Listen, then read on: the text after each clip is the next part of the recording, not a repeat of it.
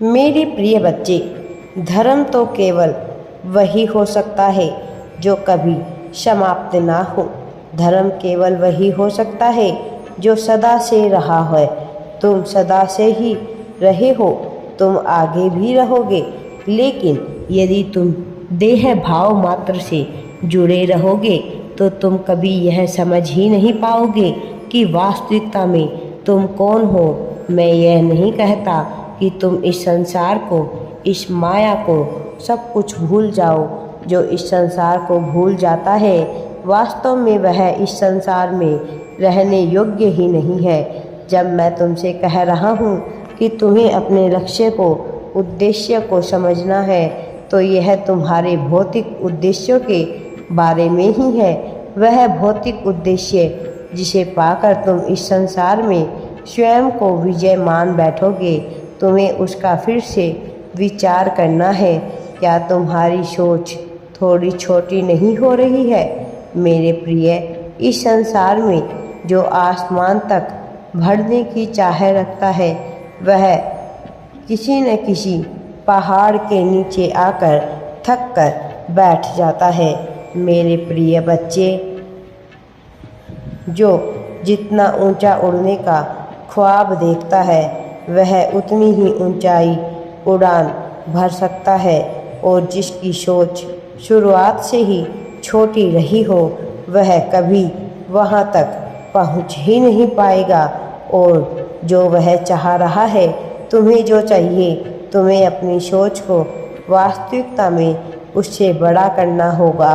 विचार करो, जब तुम परीक्षा में बैठते थे तो तुम जितने अंक की चाह रखते थे, क्या उतने अंक आते थे? सदा उससे कम ही अंक आया करते थे। इसलिए तुम्हें जो चाहिए, तुम्हें अपने विचार को उससे बड़ा करना होगा, उससे विशाल करना होगा। मैं यह नहीं कह रहा कि तुम स्वयं को मोह से लिप्त कर लो। मैं यह भी नहीं कह रहा कि तुम अपने विचारों, अपनी चाहतों में डूब जाओ और केवल उसी के बारे में ही सोचा करो। इस संसार में तुम्हें जो प्राप्त है वह पर्याप्त से ज़्यादा ही है। लेकिन यदि तुम अपने आप को योग्य मानते हो और तुम्हें लगता है कि तुम्हें और भी ज़्यादा चाहिए, तो तुम्हें यह भाव विकसित ही करना होगा। लेकिन साथ ही यह समझना भी होगा कि यदि तुम्हें कुछ नहीं मिला है तो तुम्हें उसका दुख जाहिर नहीं करना है। अपने अतीत से कुछ सीख लो। अतीत पे गलानी करने के बजाय उससे सीख लो और आगे बढ़ो, क्योंकि वह समय बीत चुका है, वह दोबारा नहीं आएगा। और यदि वह समय लौटकर आ भी जाए तो तुम उसे बदल नहीं पाओगे। तुम यह नहीं जानते कि वह समय कभी नहीं आएगा। फिर भी तुम्हारी कल्पनाओं में कई बार अतीत हो जाता है, तो कई बार तुम्हारा भविष्य, वह भविष्य जो तुम अभी जी ही नहीं रहे हो, वह भविष्य जिसकी तुम्हें कोई ज्ञान ही नहीं है। लेकिन जब तुम चिंता में होते हो तो तुम अपने भविष्य में उन कल्पनाओं को बुन रहे होते हो जिनसे तुम बचना चाहते हो। और मैं तुम्हें यही बताना चाहता हूँ कि जब तुम अपनी भविष्य की उन कल्पनाओं से बचना चाहते हो, भविष्य की उन घटनाओं से पूरी तरह से छुटकारा पाना चाहते हो, तो फिर उनका विचार ही क्यों करते हो? क्योंकि जो तुम अपने विचारों में निर्मित करते हो वह वस्तुतः सत्य हो ही जाता है। और एक बार तुम ध्यानपूर्वक, होशपूर्वक अपने जीवन को अपने वर्तमान में जीना प्रारंभ कर देते हो, तो फिर तुम्हें कोई इस संसार की ताकत हरा नहीं सकती। तब फिर वह होगा जो तुम चाहते हो। मेरे बच्चे, सर्वप्रथम तुम्हें वह चाहना होगा जो मैं चाहता हूँ, ना कि वह जो तुम चाहते हो। उसके बाद फिर तुम यह पाओगे कि हो रहा है वही जो तुम चाह रहे थे। अभी तुम उसका विचार करते हो, जो ना तुम्हें चाहिए, जो ना मुझे चाहिए। और तुम अपने आप को मुझसे अलग मान बैठते हो। तुम्हें इसका विचार को त्यागना होगा और तब तुम्हारी जीत सुनिश्चित हो जाएगी, क्योंकि तुम तो जीत की लकीर के बहुत करीब आ चुके हो।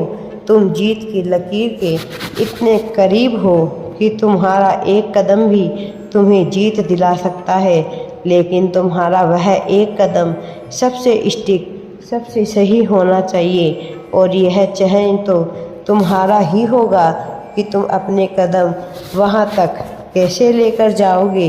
मेरे प्रिय बच्चे, अपने मन से सारे भ्रम निकालो, अपने मन से दुविधाओं को निकालो।